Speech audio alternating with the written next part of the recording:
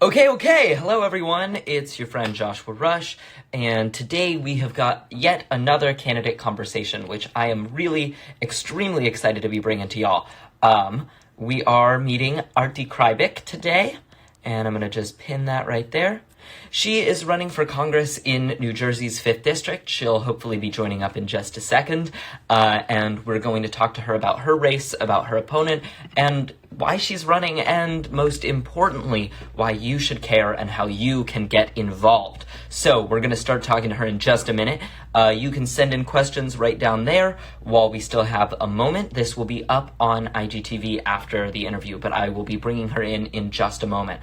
Very excited to be talking to her, and I want to share a little bit about our future next couple of episodes. On Monday, just after the weekend, we have got Joshua Collins and Rebecca Parson. We're going to be doing an hour-long double feature starting at 5:30, ending at 6:30, with two candidates who are running in Washington State. And then I've got some really big news for everyone. We're going to be bringing in Senator Ed Markey, who is running to keep his seat as senator for Massachusetts, which will be a huge one. Shortly after that, we'll have Lauren Ashcraft running in New York for Congress, and then Jackie Fielder, who's running for state senate in the state of California. So very excited to be bringing all of those people in. But right now, we have got our friend Arti Krybik, and let's see if she's in right now. She's not. All good, no stress. Hopefully we'll be bringing her in any second. I'm going to text her staff. And then we'll get her in any minute now. In the meantime, you can continue to send in your questions right down there. We're going to get her in. We're going to be talking to her about her race, about why she's running, about just about everything. Her opponent, Josh Gottheimer, is a corporate Democrat who takes a ton of big money in politics. So we are really hoping that we can put her in Congress, and we want to... no, I don't see her in there. And I want her to be able to tell you firsthand why she's running, what she's running for, and most importantly, how you can get involved. One of the things, I was on the YSB podcast just recently, and one of the things that we kept talking about was just how important it is to make sure that people understand that every issue is political. We're going to everything from this huge coronavirus outbreak and pandemic that's affecting all of our lives in these huge ways, all the way down to what the roads look like outside of your home. So we're going to be talking to her about that and much more. So let's see if she's in now. There she is. Let's get her in here. Hi. Hi, how are you? I'm doing excellent. How are you? I'm doing well. Sorry I had a little trouble sending in a request, but you're good. No worries. It happens. Well, welcome. Why don't we have you just kind of introduce yourself and talk about where you're running and what you're running for and why? Great. Thank you so much. I'm really excited to be here. My name is Arti Krybik. I am running for Congress in New Jersey's 5th District, which is North Jersey. And I'm running because I think that now more than ever, we need to elect people in Congress who are going to represent people, right? We need elected leaders who are going to represent people. We need scientists in Congress. We need folks who are going to make sure that we're implementing policy based on science and data. And we need a whole lot of different perspectives like we get from having women, immigrants, and people who are not part of the same mold. You're a scientist yourself. You're a neuroscientist. Actually, I don't have it down there, but you're actually Dr. Arti Krybik. What can we talk about with this COVID-19 pandemic, and what should the president be doing, and what would be the science-based protocols that the president should be enacting right now?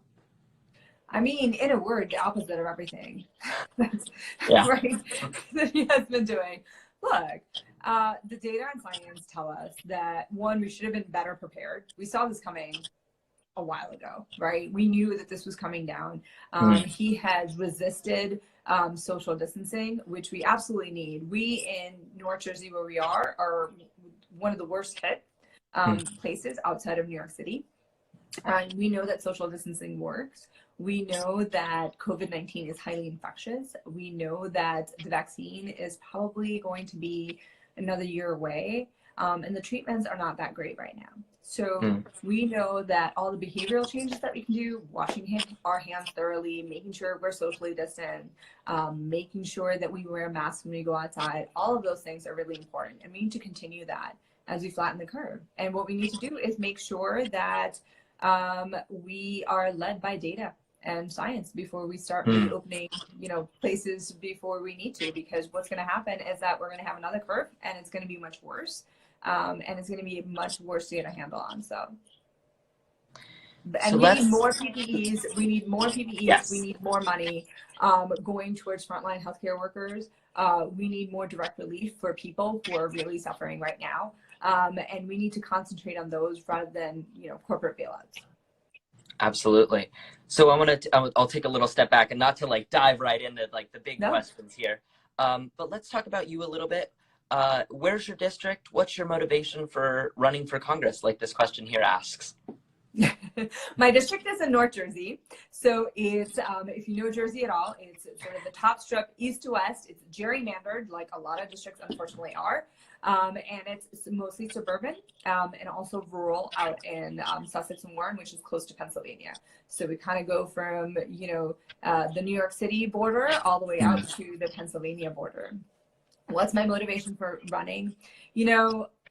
I really thought we had a Congress member who was going to be fighting for us, particularly after the Trump election. I thought we had somebody who had our best interests in heart.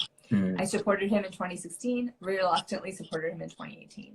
Realized that not only was he not fighting for us, he was basically undermining the kind of policies that we needed to have in Congress. So things like making sure that climate change is front and center, that we're doing everything we can to mitigate the effects of climate change. The fact that our healthcare system is broken and we need to be able to fix it. And last but definitely not least, the idea that we cannot have this crazy disproportionate amount of corporate influence in our politics. And we need to frankly get rid of it. And so all of those things are not something that my Congress member stands for. And it's something that I think is imperative that we have in Congress moving forward. So that's why I'm running. I think that we need a better representation at the end of the day.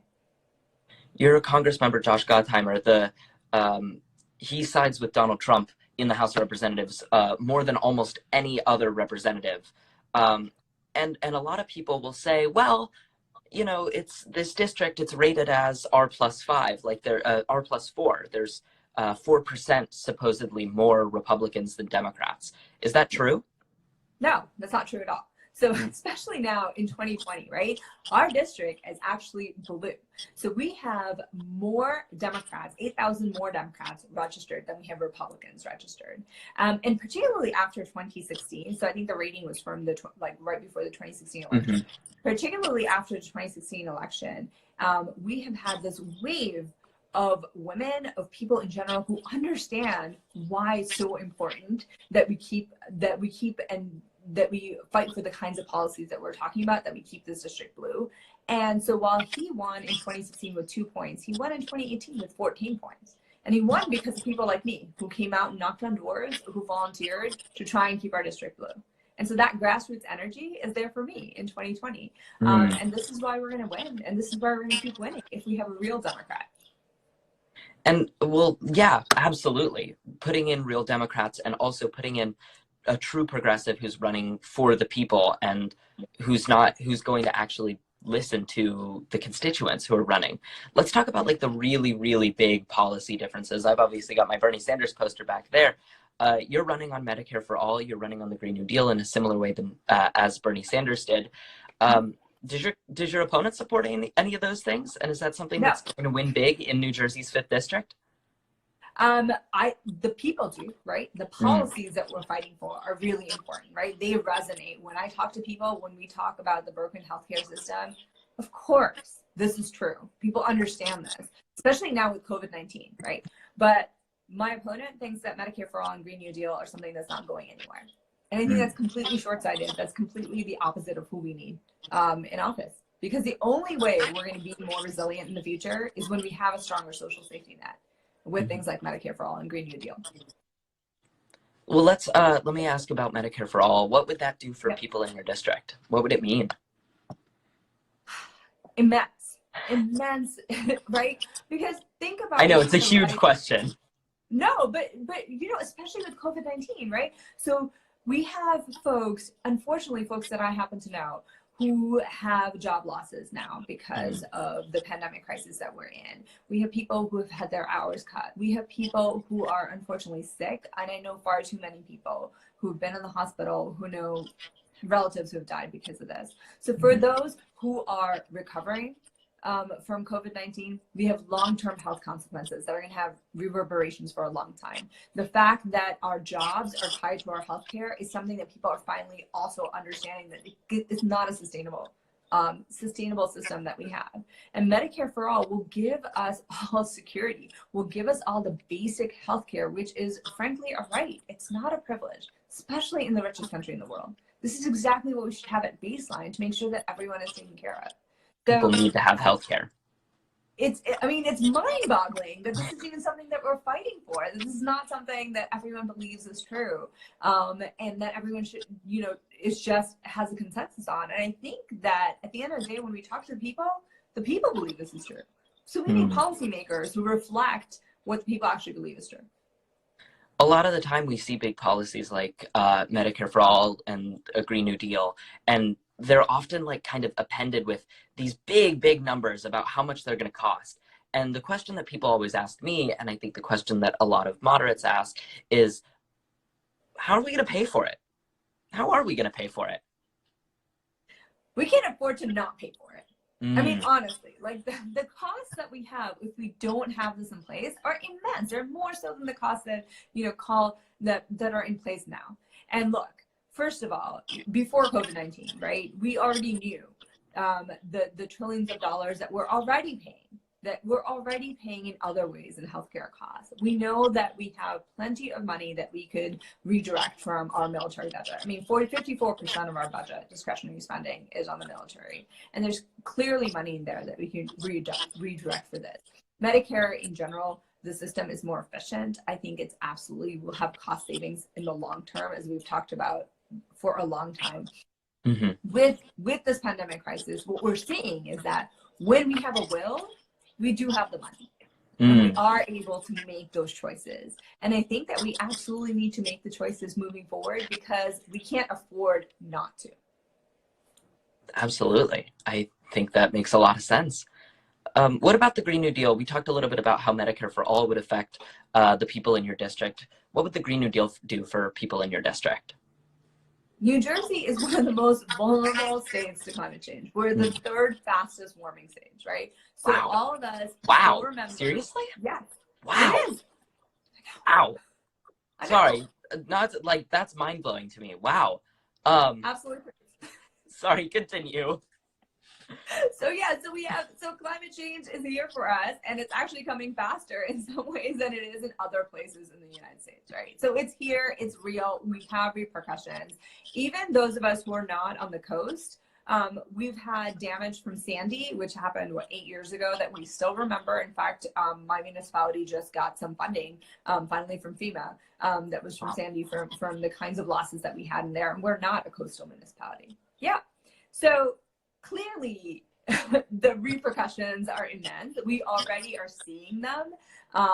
We are seeing them every day from the amount of potholes we have because of the kinds of, rains that we're having in the spring, to the fact that we have, we didn't have schools open when Sandy happened, right? Because of the downed wires and things that we had for weeks on end. And so, at the end of the day, we know it's real, we know it's here, we know that we are very vulnerable to it. So having something like the Green New Deal, which is a framework that we need, right, to be able to mitigate the actions. We're not going to be able to stop it. We need to be able to mitigate the actions that are the consequences of climate change. We're only going to be able to do it with something like the Green New Deal. And what we're going to have are more resiliency for us, but also new jobs. And the thing is, in the post-COVID world, we're going to need to jumpstart our economy.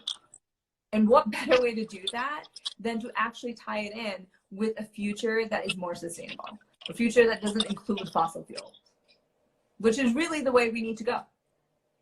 Absolutely. So I want to ask you, and I'll ask you this a couple times since we're about at the halfway mark here. How can people get involved in your campaign? How, if people are listening right now and they're excited about it, what's the best way for people to get involved with you? Oh my gosh, I'm so excited you asked that. We love volunteers. We have a lot of volunteers, especially young people. We have a fellows program. So go to arthyforcongress.com/volunteer. Fill out a form. We would love to have you. We have a ton of things that we do virtually and digitally. So please do get involved. So go to the website, drop me a message, all of those things. I was first connected to your campaign through a friend of mine who's like my age, who's in high school. Your campaign has been one of the most like just open and excited to bring young people in, which is so freaking amazing to me. I just love it. I want to kind of shift back to talking about a little bit of policy stuff. How do you plan to serve the low income and undocumented communities in your district? Yeah. I think those are really important. Look, I didn't grow up with a lot of resources, right? When I came from India, I personally have been blessed and fortunate to be where I am right now. But I absolutely know what it feels like to not necessarily have the kind of voice or have an amplified voice that I need, and have felt like this throughout my entire life, right? I think what's important is that we center around communities that are really vulnerable, especially with the pandemic. We know that there is so much need now for because of food insecurity, because of rental leave, folks who are out of jobs, folks who can't make the rent, who can't make their mortgage. All of those things are important, which is why I think we need more direct relief, which is why I think we need to cancel rent, which is why I think we need Medicare for all, which is why I think we need things like Green New Deal. So absolutely one of the most important things that I think we need to do is center around our most vulnerable communities and most vulnerable population. In terms of undocumented immigrants, I mean, being an immigrant myself, the humanitarian crisis, especially at the border, is one that is both heartbreaking and infuriating, and definitely not what this country is about, right? And that's one of my most important policy efforts, and it's something that's really close to my heart. I always talk about how we need to treat folks who are here, and how we need to make sure that what we do is done with humanity in mind. And the reason I got into this race was really because of my opponent's actions in terms of undocumented immigrants. And I think that we're going to have more climate refugees. We're going to have more folks in the future, and we need to be able to welcome them, and we need to be able to truly be Americans, which is to make sure that we're doing everything we can to help as many people as possible. Bringing people in, helping people achieve their own American dream. Yes, absolutely. One of the questions that we got here is one that I think refers to this kind of notorious New Jersey Democratic Party, which is regarded from the outside, at least, as super corrupt. And what are your thoughts on that? And what are the challenges that come with running, even not just a race like this in New Jersey, but also just running a race like this in general against an incumbent, against a person who's already in office? Yeah, it's not easy. Right. One of the things is that because when you have an incumbent, or when you have something like the New Jersey machine that doesn't necessarily want to let outsiders in, there are a lot of things that are close to you. There are a lot of barriers that you have to overcome. But despite that, and despite the fact that it is incredibly difficult to have these doors open, our campaign has gained so much momentum. Because at the end of the day, our campaign is about the people, right? It's about the policies that are going to make a real difference to people's everyday lives. So to me, what that tells me is that what we have is real. What we have is something that resonates with everybody. And so, I'm okay shaking that down because we need to rebuild those systems, right? We need to shake up the system a little bit, quite a bit, to make sure that we make real change happen. So I'm going to say it's not easy, but it's a lot of fun, and you should come join the campaign and check it out. Join in with the campaign, yeah. Yes. One of the things that really, so we did our pre-interview yesterday and we talked a little bit yesterday, and one thing that really stuck out to me on that interview was you are the only candidate that we have ever had on Candidate Conversations who, when I've asked how has your campaign messaging shifted because of coronavirus, you said we're not shifting our message. Why do you think that your message of Medicare for All, a Green New Deal, making healthcare a priority, why is that working in the time of coronavirus? Those are all, so, I mentioned to you yesterday, right? Like what this pandemic crisis has just taught me is that the policies that we were always fighting for are just even more urgently needed now, right? We have a public health crisis that clearly has to do with folks trying to juggle all different things, including healthcare. So when we talk about the long-term repercussions of somebody who may have recovered from COVID-19, but may have permanent kidney damage, may have permanent lung scarring, may have lots and lots of different things, that some of which we don't even know about, that are going to have long-term health consequences, how are they going to pay for this? How are we going to take care of our people? The only way to be able to do that with equity and sustainable for the future is with Medicare for All. So to me, the kinds of things that we're seeing right now, they're just redoubling the efforts and showing me the importance of what we need. And again, when we talk about the Green New Deal and talking about the fact that the economy is almost at a standstill right now, and if we need to move forward to jumpstart the economy, there are going to be a lot of jobs that are not there in a year. A lot of businesses that might be going bankrupt that are not coming back. And so we should use this as an opportunity to take our society where we need to go, which is to a more sustainable future that has nothing to do with fossil fuels.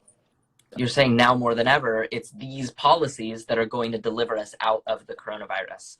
It is absolutely these policies that are going to make sure that we're more resilient in the future and that we have a future that is more sustainable. So which is and we have a chance. Yes. We have a chance to pass these policies. But a way to rebuild our society so that it has more equity, and to rebuild the system and create the society that we needed to create in the first place. Build it better. Build it back up and build it better for all of us. Absolutely. I kept that one up. So I want to ask you the big question that I ask every single one of our candidates that we bring in. And that question is, why should anybody care? And if I'm like, I'm in California right now. If I'm across the street from me and I'm watching this video, this live stream right now, and I'm thinking about your race in New Jersey, why should I care? Absolutely. You should care because this is my campaign in particular, and being involved in my campaign is a rare, perfect opportunity to help create the kind of world you want to live in. Because the future is dire, right? Climate change is here. It's an existential crisis. And the thing is, you and kids your age and younger are the ones who are going to inherit this earth. And to me, I'm doing my best to make sure that the kind of place that I leave my kids, who are 14 and 12 at the time, we talk about this all the time. They don't want to live in a world where we have the climate crisis that has been neglected for decades and we've done nothing substantial for it. They don't want to live in a world where the color of your skin, denotes whether or not you can go jogging and be safe. They don't want to live in a world like that. And so if you want to make that world a better place, this is the perfect opportunity for you to join and make a real difference and create the kind of world and work towards the kind of work that you want. And to be honest, the earlier that you start, the bigger impact you have. And this is a way of being proactive. We have more than 50 fellows in our program, both high schoolers and college. It's a fantastic community, and we have folks from all over the United States. Because at the end of the day, a Congress member, while I'm a Congress member, or I hope to be a Congress member for NG5, at the end of the day, we're making policy that affects the entire country. right? And so if you want to make a difference and if you want to have an impact, this is the perfect way of doing it. It's not just New Jersey, it's the whole country. It is absolutely the And whole it's all of country. our futures. Yes. Absolutely. So, how can people get involved in your campaign? Plug. Well, tell everyone. Yes. So you can go to the website, artiforcongress.com, ARATIFOR congress.com/volunteer. You can message us on Insta. You can find us on Facebook. You can find us on Twitter, all of it. And definitely come join us. We can use everybody. We are a campaign that has incredible grassroots energy. We have a campaign that has incredible energy from young people. And frankly, this is something that is really important to me because at the end of the day, it is your future. And I want to make sure that I empower as many people as possible. So yeah, please join us. Well, thank you so much for running this campaign based on empowering everybody else. Thank you so much for joining me. If you want to get involved, you just heard how. There's in that pinned comment right down there from Roxy. Thank you so much for being on. No, thank you so much. This was really fun. I really appreciate it. I'm so glad. So this will be going out on IGTV in hopefully just a moment. And we'll have another candidate conversation back again. We have a double feature coming up on Monday. So very excited to have that. So I'll see you guys again on Monday. Thank you so much for joining me. And that's it. Yeah, bye. Bye. Take care. Thank you. You too.